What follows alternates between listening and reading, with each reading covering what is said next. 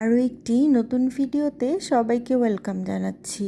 আজকে আমি আপনাদেরকে মিনি সাইজের এই কাঠের আয়নাটা পেন্টিং করে দেখাবো। আশা করছি আপনারা ভিডিওটা শেষ পর্যন্ত দেখবেন। প্রথমে আমি আয়নাটাকে সম্পূর্ণ সাদা কালার দিয়ে একবার পেন্টিং করে নিয়েছি। এটা সম্পূর্ণ শুকিয়ে যাবার পরে আমি আমার পছন্দ অনুযায়ী কয়েকটা কালার দিয়ে আয়নাটা পেন্টিং করে নিব।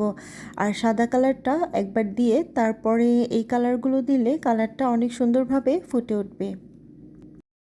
এগুলো 4 সাইজের আয়না আমি আমার পেজে নতুন স্টক করেছি।